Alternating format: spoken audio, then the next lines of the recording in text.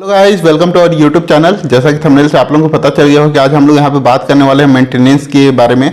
तो मेंटेनेंस का केस आपकी वाइफ अगर कर देती है तो आप लोग ये समझ लेते हैं कि आपको मेंटेनेंस देना ही देना है। तो इसके लिए हम लोग आज यहाँ पे देखेंगे कि क्या कानून है। कहीं पे दिया हुआ है कि उनको मेंटेनेंस देना एकदम कंपलसरी नहीं है, फिर भी जो है लोगों जो है मेंटेनेंस देना पड़ता है। तो उसके बारे में पूरा डिटेल से देखेंगे तो वीडियो में लास्ट तक बने रहिएगा। वीडियो अच्छा लगे तो वीडियो को लाइक, चैनल को सब्सक्राइब कर लीजिए। मैं advocate Om Prakash and forensic expert office and associate law firm Ambikapur से आप सभी लोगों का स्वागत करता हूं। अगर आप लोग कोई भी कानूनी समस्या है या आप लोग मेरे थ्रू पर्सनली कंसल्ट करना चाहते हो, डिस्क्रिप्शन में व्हाट्सएप नंबर दिया हुआ है जिसके थ्रू आप लोग अपॉइंटमेंट बुक कराते हुए आप लोग मेरे से बात कर सकते हैं। तो चलिए शुरू करते हैं। आपकी वाइफ जो है आपसे मेंटेनेंस नहीं ले सकती, इस तरीके का कानून है। फिर भी आपको क्या है, डायरेक्टली आपको सिर्फ वीडियो को देखना नहीं है बल्कि वीडियो को अच्छी तरीके से समझना है, तभी आप लोगों को पूरा एक एक चीज़ यहाँ पे क्लियर हो पाएगा। जैसे कि आप लोगों को पता है कि आपकी वाइफ जो है आप लोगों के ऊपर मेंटेनेंस के लिए 2-3 एक्ट है जिसके तहत वो आपके मेंटेनेंस की मांग कर सकती है। जैसे कि डोमेस्टिक वायलेंस का हो गया, या HMA जो हो गया, हिंदू मैरिज एक्ट के तहत हो सकता है, या फिर जो है CRPC 125 के तहत यहाँ पे मेंटेनेंस मांग सकती है। तो सभी में अलग अलग प्रोसीजर दिया हुआ है। जैसे हम लोग यहाँ पे डोमेस्टिक वायलेंस की बात कर ले तो वहाँ पे कहीं पे नहीं दिया है कि उनको वहाँ पे मेंटेनेंस देना है। वहाँ पे क्या करना है, उनको कंपनसेशन देने की बात कही गई है, यानी उनको जो है क्षतिपूर्ति है उसको देने की बात कही गई है। तो उसके लिए उनको जो है डैमेज दिखाना पड़ेगा कि वहाँ पे जो है उनको वहाँ पे क्षति हुई है। तो डैमेज किस तरीके का डैमेज होगा कि उनके साथ जो ही डोमेस्टिक वायलेंस, उनके साथ कुछ ना कुछ वायलेंस हुआ है उसको वहाँ पे प्रूफ करना पड़ेगा। अगर वो प्रूफ वहाँ पे नहीं कर पाते तो वहाँ पे आप वहाँ पे मेंटेनेंस नहीं देना पड़ेगा। तो इसके लिए आपको वहाँ पे देखना है, आपको उस चीज़ को वहाँ पे डिफेंड करना है कि जो है मेंटेनेंस जो है ना बने, और जो उनके द्वारा जो आपके ऊपर गलत तरीके से अगर आपको फंसाया जा रहा है, गलत तरीके से आपके ऊपर केस किया जा रहा है मेंटेनेंस के लिए, तो आप वहाँ पे उस चीज़ को आप डिफेंड कर सकते हैं कि जो आपकी वाइफ है वो किसी तरीके से अपना डैमेज वहाँ पे जो है उसके ऊपर जो वायलेंस हुआ है उसको वहाँ पे प्रूफ नहीं कर पा रही है, इसीलिए उनको मेंटेनेंस वहाँ पे नहीं देना पड़ेगा। ऐसी जो है हिंदू विवाह अधिनियम का जो है उसमें भी आप लोग मेंटेनेंस के लिए कर सकते हैं। तो उसमें मेंटेनेंस का प्रावधान है, लेकिन उसमें 21B है, उसमें दिया हुआ है कि जो भी मेंटेनेंस है वहाँ पे 6 महीने तक के अंदर उस केस को वहाँ पे डिस्पोज करना है। तो आपको उसी तरीके से शुरू से वहाँ पे करना है। अगर आपकी वाइफ है ट्रेवलिंग एक्सपेंसेस या डेली वो एक्सपेंसेस वगैरह मांगती है तो वहाँ पे आप उनको जैसे आने जाने का किराया वगैरह जो है तो उसके हिसाब से आप उनको वहाँ पे दे सकते हैं। जैसे आने का किराया 400 रुपये है, जाने का 400 है, तो आप उसको मोटा मोटी 1000 रुपये आप उनको दे सकते हैं। इसके अलावा आपको उनको कोई भी देने की जरूरत नहीं है। लेकिन जो है 6 महीने के बाद अगर फिर भी वो मांगते हैं तो उस समय आप वहाँ पे अपना डिफेंस ले सकते हैं कि ये जो केस है 6 महीने तक के लिए ही है, यहाँ पे 6 महीने के अंदर डिस्पोज करना है। अगर 6 महीने के बाद ये केस अगर चलेगा तो उस कंडीशन में मैं वहाँ पे मेंटेनेंस देने के लिए लायबल नहीं हूँ। इस तरीके का आपको वहाँ पे आवेदन करना है।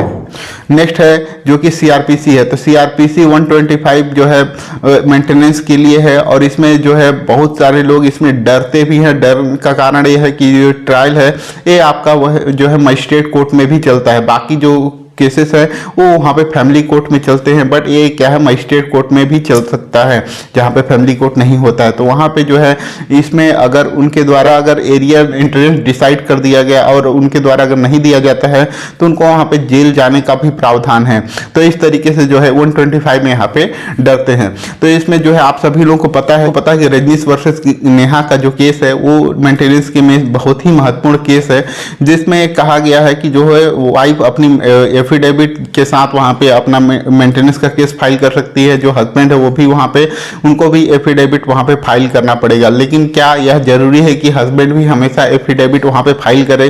तो उसको आप कैसे डिफेंड कर सकते हैं उसके लिए हम लोग यहाँ पे देखने वाले हैं। तो जैसा कि आप लोगों को पता है ऑलरेडी मैंने 1-2 वीडियो बनाया हुआ है। इलाहाबाद हाई कोर्ट के द्वारा एक जजमेंट दिया गया है जिसमें कहा गया है कि जो एरियर है उसको वहाँ पे देना मैंडेटरी नहीं है। रजनीश वर्सेस नेहा के केस में भी स्पष्ट रूप से दिया हुआ है कि वो मैंडेटरी नहीं है, विशेष कंडीशन में वहाँ पे जो है वो एप्लीकेबल होगा। लेकिन हर लोग क्या उस चीज़ को समझ लिए है कि अगर उसके साथ जो है मेंटेनेंस का केस लगाई है तो विशेष परिस्थिति है तो उसको देना ही पड़ेगा, लेकिन ऐसा कुछ भी नहीं है। इलाहाबाद हाई कोर्ट का जो जजमेंट है उसको आप लोग वहाँ पे रेफरेंस के तौर पे यूज कर सकते हैं कि एरियर के लिए वहाँ पे डेट ऑफ एप्लीकेशन के बाद वो चीज़ ऑर्डर नहीं होगा बल्कि डेट ऑफ ऑर्डर से वो एप्लीकेबल होगा। तो इस तरीके का जो जजमेंट है आपको यूज कर सकते हैं। ऑलरेडी मैंने वीडियो बनाया हूँ, आप लोग प्ले लिस्ट में भी जाके चेकआउट आउट कर सकते हैं। इन स्क्रीन में भी आपका इसको लिंक मिल जाएगा। तो जब भी आपके ऊपर जो है आपकी वाइफ 125 का केस वगैरह करती है और उनके साथ वो एफिडेविट फाइल करती है, तो जब आपके पास जो है नोटिस आता है तो आपको जब रिप्लाई फाइल करना रहता है एफिडेविट के साथ, तो उस समय आपको डायरेक्टली एफिडेविट के साथ आपको रिप्लाई फाइल करने की जरूरत नहीं है। आप सबसे पहले उनके पास एक आवेदन लगाइए कि उनके द्वारा जो है इस चीज को वहां पे साबित किया जाए कि वो असक्षम है।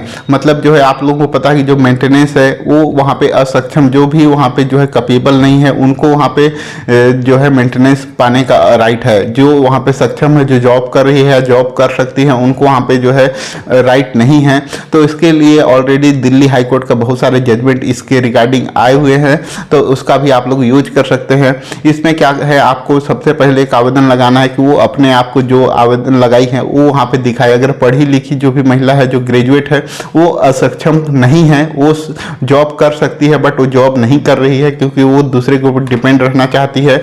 इस तरीके का आप वहां पे कर सकते हैं। जो कि दो चीज वहां पे आपको दिखाना पड़ेगा कि वो एक तो असक्षम है, दूसरा वो आपने उसको निगलेक्ट नहीं किया है, रिफ्यूज नहीं किया है, वो स्वयं से वो अलग हुई है विदाउट एनी रीजन। तो इस चीज को, दो चीज को अगर उनके द्वारा प्रूफ नहीं किया जाता है, तब तक आपको कोई भी रिप्लाई या फिर एफिडेविट फाइल करने की जरूरत नहीं है। तरीके का आप पहले सबसे पहले आवेदन लगाइए। और अगर मजिस्ट्रेट कोर्ट या फैमिली कोर्ट के द्वारा आपके जो आवेदन है उसको वहां पे जो है रिजेक्ट कर दिया जाता है, तो उस कंडीशन में आप डायरेक्टली हाई कोर्ट में जा सकते हैं कि मेरे द्वारा इस तरीके का आवेदन वहां पे लगाया गया है ट्रायल कोर्ट में, और हाई कोर्ट के द्वारा इस तरीके का आपको वहां पे डिसाइड कर दिया जाएगा कि सबसे पहले जो आवेदन लगाया गया है पहले उसको डिसाइड किया जाए, उसके बाद ही वहां पे जो है 125 का आपका केस को सुना जाए। तो वहां पे आपको बहुत अच्छा वहां पर से हाई कोर्ट से रिलीफ मिल सकता है।